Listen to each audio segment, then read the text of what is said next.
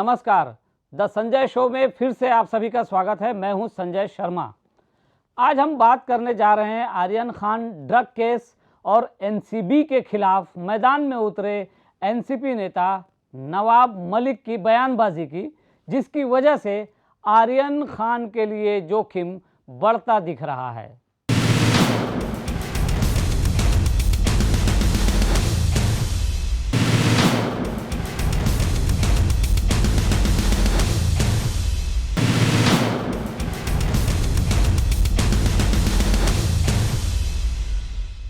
आर्यन खान की गिरफ्तारी के बाद मुंबई के एनसीबी अधिकारी समीर वानखेड़े महाराष्ट्र की सरकार के निशाने पर लगातार बने हुए हैं और इसका जिम्मा महाराष्ट्र की सरकार में शामिल शरद पवार की पार्टी एनसीपी के कोटे के मंत्री नवाब मलिक के पास है। मलिक साहब रोज नए नए आरोप वानखेड़े पर लगा रहे हैं और कभी उनके धर्म की बात करते हैं, कभी जाति के कागज़ जारी कर रहे हैं। मलिक जो जो आरोप लगाकर कागज़ दे रहे हैं, दरअसल उन्हीं कागज़ों को वानखेड़े परिवार फर्जी बता रहा है। कहा जा रहा है कि मंत्री अपने अधीनस्थ अधिकारियों से जो चाहे कागज़ बनवाकर जारी कर सकते हैं। हालांकि मलिक के आरोपों पर जांच होनी ही चाहिए और हो भी रही है, पर अगर मंत्री फर्जी दस्तावेज दे रहे हैं तो यह गंभीर बात है। दूसरी तरफ इस आरोप प्रत्यारोप के चलते ड्रग्स केस में फंसे शाहरुख खान के बेटे आर्यन खान की मुसीबतें बढ़ती दिख रही हैं। पहली नज़र में ऐसा लगता है कि नवाब मलिक एनसीबी पर दबाव बना रहे हैं तो आर्यन का केस कमज़ोर हो जाएगा, पर यह दांव उल्टा भी पड़ सकता है। और यही वजह है कि हाई कोर्ट में जमानत की सुनवाई के दौरान आर्यन के वकील ने कहा कि इस आरोप प्रत्यारोप से आर्यन का कोई लेना देना नहीं है और एनसीबी से उनको कोई शिकायत भी नहीं है। खैर, मलिक की चाहे जो मजबूरी हो, पर उनके हर बयान और दबाव को शाहरुख के बेटे से भी जोड़कर देखा जा रहा है। ऐसे में आर्यन खान को फ़ायदा कम और नुकसान ज़्यादा हो सकता है। वो बच्चा, हालांकि अब वो कथित रूप से ड्रग्स लेता है, वो बच्चा मलिक के बयानों की वजह से लोगों की सहानुभूति खो सकता है। मलिक की तरफ से अफसरों पर जिस तरह से दबाव डाला जा रहा है, वो आर्यन केस की सुनवाई में आगे चलकर मुद्दा बन सकता है और इससे उसकी मुसीबतें ही बढ़ेंगी। आपको याद होगा कि शाहरुख खान के बेटे आर्यन खान को एनसीबी ने 3 अक्टूबर को एक क्रूज रेव पार्टी से गिरफ्तार किया था। आर्यन खान की गिरफ्तारी के बाद से नवाब मलिक ने एनसीबी और विशेष रूप से समीर वानखेड़े के खिलाफ कई आरोप लगाए हैं। नवाब मलिक महाराष्ट्र की सरकार में मंत्री हैं और शरद पवार की पार्टी के वरिष्ठ नेता भी हैं। उनके दामाद को एनसीबी ने कुछ समय पहले ड्रग्स केस में ही गिरफ्तार किया था और तभी से एनसीबी मलिक के निशाने पर है। आर्यन खान की गिरफ्तारी के बाद नवाब मलिक खुलकर एनसीबी और उसके अधिकारियों पर आरोप लगा रहे हैं, धमकाने वाले अंदाज में बयान दे रहे हैं।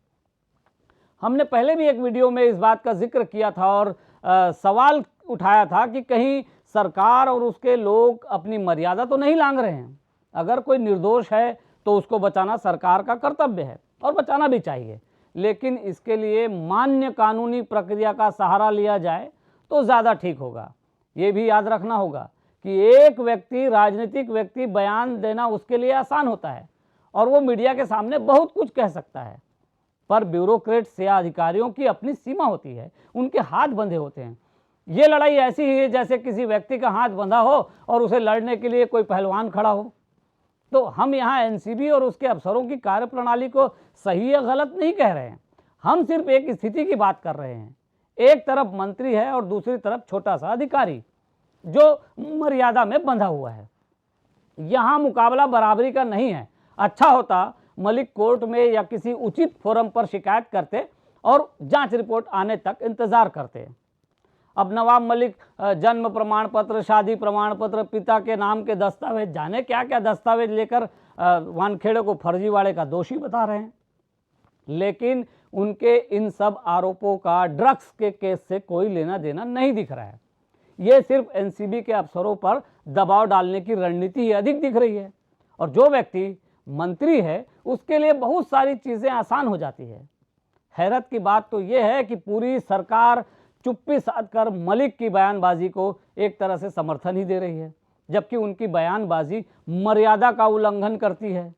इधर मध्य प्रदेश के वरिष्ठ नेता और बीजेपी महासचिव कैलाश विजयवर्गीय ने इस मुद्दे पर कहा है कि राज्य के मंत्री अंडरवर्ल्ड डॉन दाऊद इब्राहिम के प्रभाव में हैं। कैलाश विजयवर्गीय ने कहा, नवाब मलिक के एनसीबी अधिकारी पर लगाए आरोप बताते हैं कि महाराष्ट्र में केंद्र सरकार का कोई ईमानदार ऑफिसर काम नहीं कर सकता। दाऊद इब्राहिम हमारे देश में नहीं है, लेकिन उसका प्रभाव महाराष्ट्र सरकार के मंत्रियों पर है, ये कैलाश विजयवर्गीय ने कहा है। खैर, एक बात और, वानखेड़े परिवार का कहना है कि मंत्री गलत दस्तावेज दे रहे हैं। अगर ये साबित हो गया कि मंत्री के दिए दस्तावेज फर्जी हैं, तो फिर मंत्री का नुकसान हो ना हो, आर्यन को केस में बड़ा नुकसान हो सकता है। जहां एक बात और ध्यान देने लायक है कि एनसीबी ने जिन लोगों को गवाह बनाया, महाराष्ट्र की पुलिस ने उन पर मुकदमे भी दर्ज कर लिए हैं। एक गवाह ने अब उल्टे एनसीबी अफसर वानखेड़े पर रिश्वत लेने का आरोप लगा दिया है।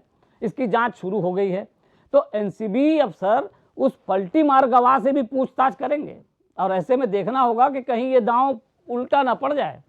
गवाह ने किन परिस्थितियों में कई दिनों बाद बयान दिया और आरोप लगाए, ये तो देखा ही जाएगा। उससे ये भी पूछा जाएगा कि उसने कोर्ट की जगह मीडिया पर ज़्यादा भरोसा क्यों कर लिया। खैर, जनता को बेवकूफ़ भुलक्कड़ समझने वाले ये नहीं जानते कि जनता की याददाश्त चुनाव के समय लौट आती है। वानखेड़े के खिलाफ आरोपों की अब जांच शुरू हो गई है और यदि उसमें सच्चाई है तो उन पर कार्रवाई होनी ही है और होनी ही चाहिए, इसमें गलत नहीं है। पर चूंकि उन पर आरोप लग चुके हैं, इसलिए कुछ लोग कह रहे हैं कि अब उनको इस केस से हटा देना ही उचित होगा और शायद आरोप लगाने वालों का मकसद भी यही हो सकता है। पर न्याय का तकाजा है कि दोषी भले छूट जाए, निर्दोष को सजा नहीं होनी चाहिए। पर हमें लगता है कि यदि उनको इस केस से हटा दिया तो आगे से किसी भी सेंट्रल एजेंसी को देश में विपक्ष के शासन वाले राज्य में काम करने नहीं दिया जाएगा। विपक्षी दलों की ऐसी हरकतें पिछले कुछ सालों से हम लगातार देख ही रहे हैं। पर यदि वानखेड़े ने किसी निर्दोष को फंसाने की कोशिश की होगी तो उनको सजा तो मिलनी ही चाहिए। और जब तक कोर्ट में साबित ना हो जाए, आर्यन भी निर्दोष हैं और वानखेड़े भी निर्दोष हैं। तो इस चर्चा में आज इतना ही। फिर किसी मुद्दे पर हम आगे चर्चा करेंगे। तब तक के लिए अनुमति देंगे। नमस्कार।